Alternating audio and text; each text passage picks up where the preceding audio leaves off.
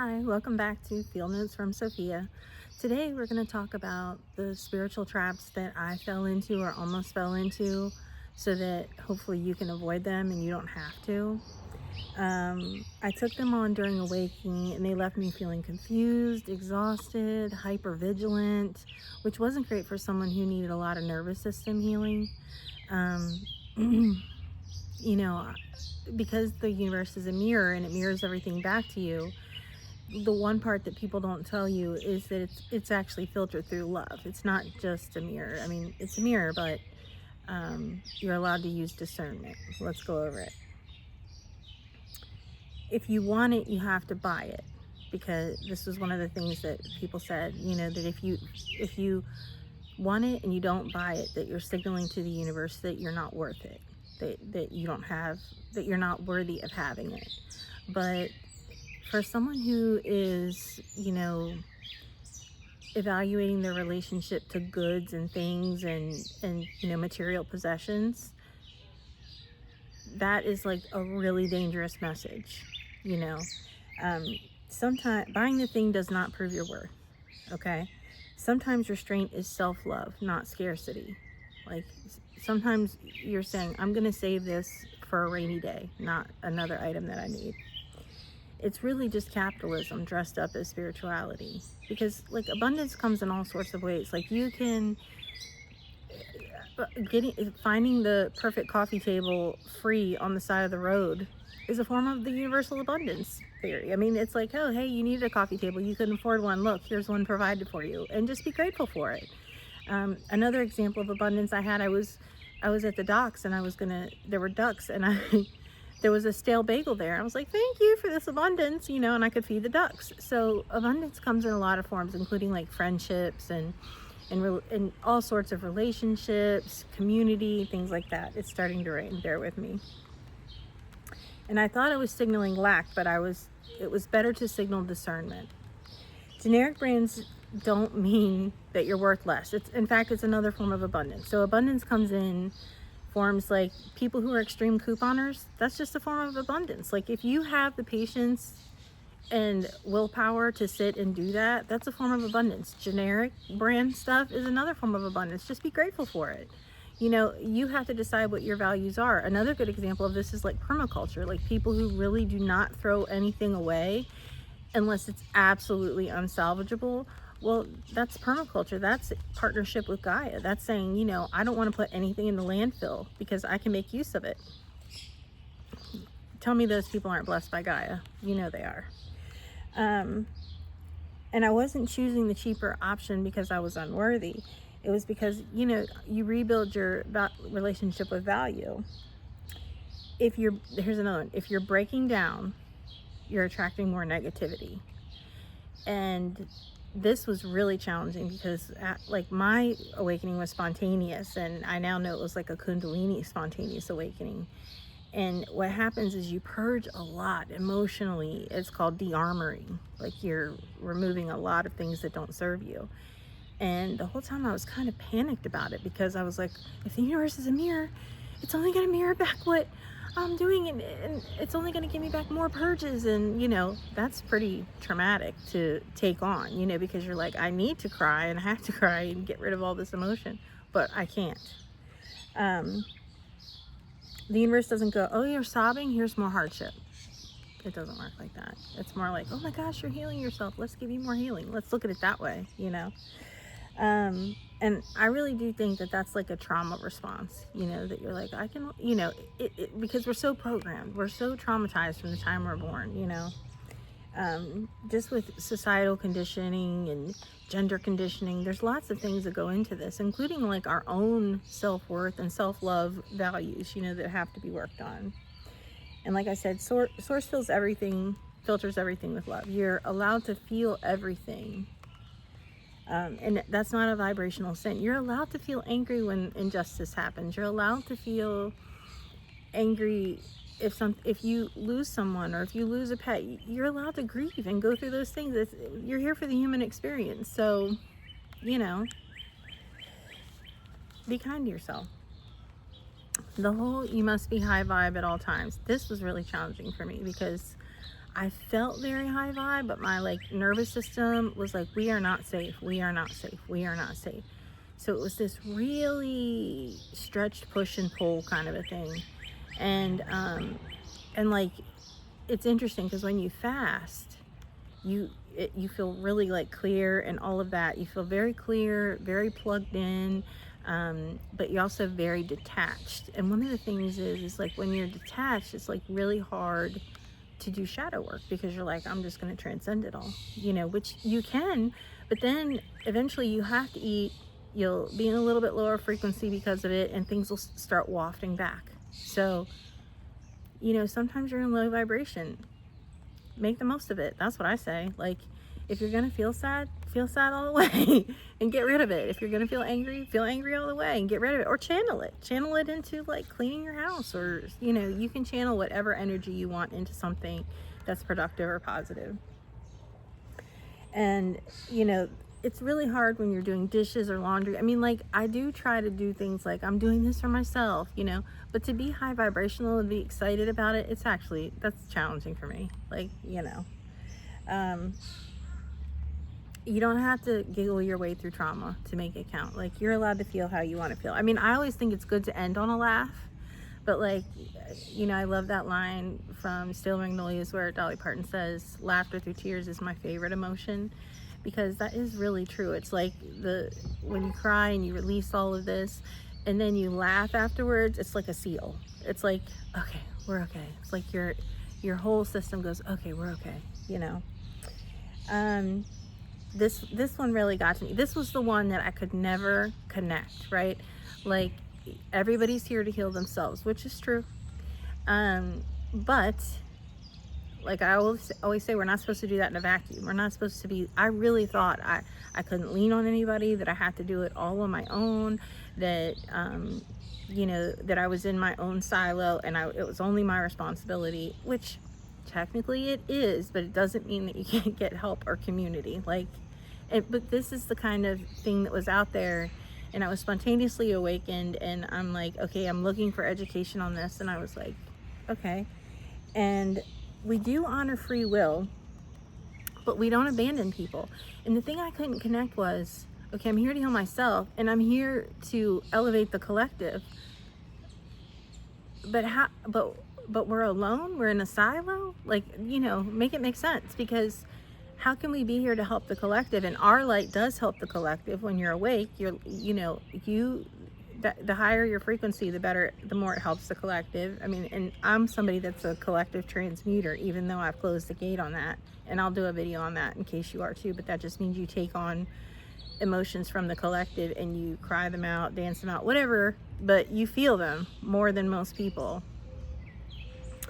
And that's really, it's a challenging thing, because, you know, all this time I'm going through this, and I know it was to sharpen my discernment with, you know, transmuting for the collective, but it was like really challenging, because I'm like, I'm not in high vibration, you know, but I was feeling what the collective was feeling.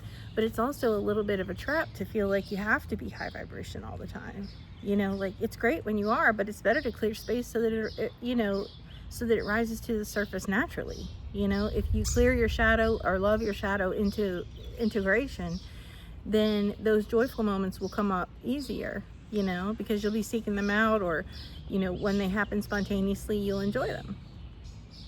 Anyway, back to, it's their journey, right? The thing I could never get is that people would say, oh, well, that was their life path. If they're drowning, literally drowning in front of you, they chose that. That's what, you know, some of the New Age spiritual stuff says. Well, that was on their life plan. You know, you can't interfere. I'm sorry. I'm going to throw you a rope. I'm going to probably jump in and save you, okay? Because we're on this journey together. Like, why? Come on. Maybe you have to realize sometimes source works through you, okay? Like, sometimes you are the divine intervention. Do you ever think that? Like, it's just wild to me how some people say that. And it's not solitary. It's very interwoven awakening, you know? Like, your light really does move through other people and activate other people into their own levels of awakening. And, you know, if you can anchor in light and send it out, that helps too. The idea that everyone must figure it out alone is spiritual bypassing dressed as boundaries. This one really got me. That only love and light can heal the world. That sounds sweet, but that's not how systems change. And the thing that I could never get my head around is, quote unquote, old paradigms are falling. And so people would just say, old paradigms are falling, don't get involved, and that sort of thing. But old paradigms don't fall with just love and light. It takes people having action about it, people standing up for others. It actually takes work for old paradigms to fall. And if you say, old paradigms are falling, and what if people have been saying that for 10 years and that's why we're in the situation we're in? Maybe it was supposed to fall 10 years ago, but people were like, well, the paradigm's going to fall, so we don't need to vote, get involved, or anything like that. It doesn't make sense. Like, we're here for a reason to, yes, we're going to birth new earth and, create community and create, mutual aid networks and things like that. But we also can't do that in a vacuum. You have to be aware of what's going on. Justice is love in motion. Okay? People deserve justice.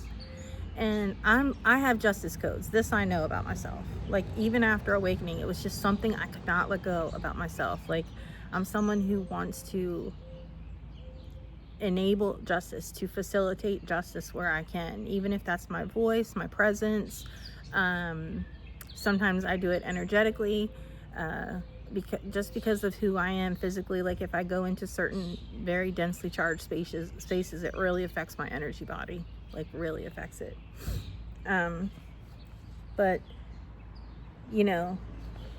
old paradigms don't fall to vibes. They fall to people showing up in wholeness with rage, grief, clarity, and compassion. That's it. This one got me. So ignore the illusion, right? Because, and I'll share my story about like experiencing ego death and understanding that it's all an illusion. But that seems crazy to me. I mean, really think about that for a second. Like, you still have to exist in the illusion. Like, really sit with that for a second. Because yes, it's an illusion, it's a projection. And what you mirror gets mirrored back to you, all of that kind of stuff. But I'm not going to ignore collective pain, collective grief, people who are harmed, people who are victimized. And I know we want to get rid of victimization energy and things like that, but some people are actually victims of things. Are you going to tell someone who was human trafficked that they're not a victim? Like, it's just, some things you just have to remember your compassion over your spirituality, which to me are one and the same. And if you focus on one of the things you hear is, if you focus on injustice, you're feeding the matrix. But that actually invalidates suffering and reinforces privilege. And it's a bypass. The thing that got me about it was it felt very much like spiritual privilege, is what I would call it. When you say, ignore the illusion, don't get involved, don't get involved in collective action. It has nothing to do with you. That was really challenging for me, because liberation is what we're here for. And if systems continue to put people in lack and scarcity and fear, and we don't stand up to those systems as a group, especially ones who are awake, how are we going to ever get there? Like, I would love to see it, I would love to see the old paradigm fall in my lifetime. But on the road we're on, with people ignoring the illusion, we might be in trouble, because guess what? The dark polarity isn't ignoring the illusion. But anyway, I lost my train of thought, but back to the spiritual privilege part. I feel that it's such a bypass. I feel like when I hear, the spiritual community say, don't get involved in the illusion, it feels like they're saying, like they're a spiritual supervisor, or they're, like, just from a place of such privilege. It's like, well, great, but even in this illusion, my rights are being taken away. So am I going to stand by and allow that? I don't think so.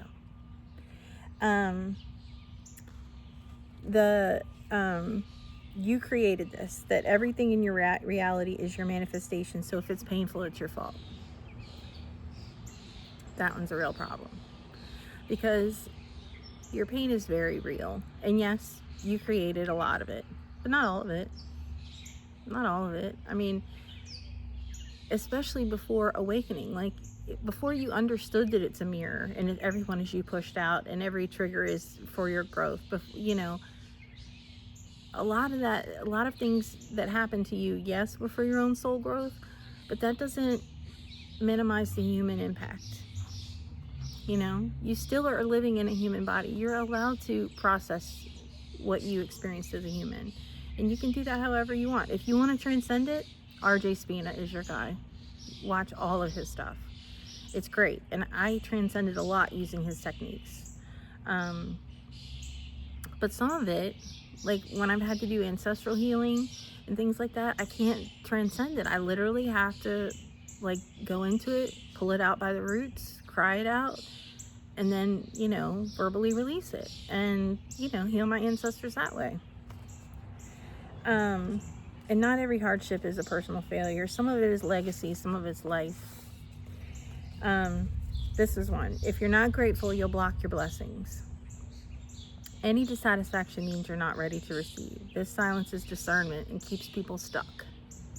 Okay? Because sometimes even like, you know, another example of like doing, I mean, you can be like, I'm so grateful I get to clean my house today. That's great. But you also might just be busy doing it, you know? So just give gratitude at the end of the day or in the beginning of the day. You know, yes, it's good to be in a state of gratitude. And upon awakening, I was in this state of, I was like thankful for everything. I was just like, thank you for this couch, thank you. But then eventually it slows you down so much to being productive, even though I need to get back into that gratitude state of mind. But I've just had a little bit of a challenging time lately.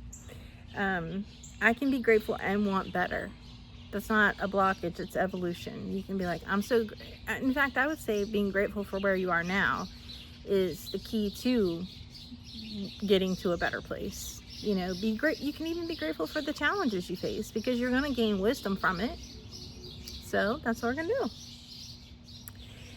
And here is a big one. Okay, this is probably the biggest one that I wish I understood. This one. If you meet resistance, it's not aligned. If you meet resistance, it's not for you. Now, for those of us that had a broken and have, you know, a nervous system that's healing, we meet a lot of resistance because our systems, like, you know, save your energy, budget your energy. That's going to put you in overwhelm. That's good, you know, and so you'll meet resistance for the smallest of things.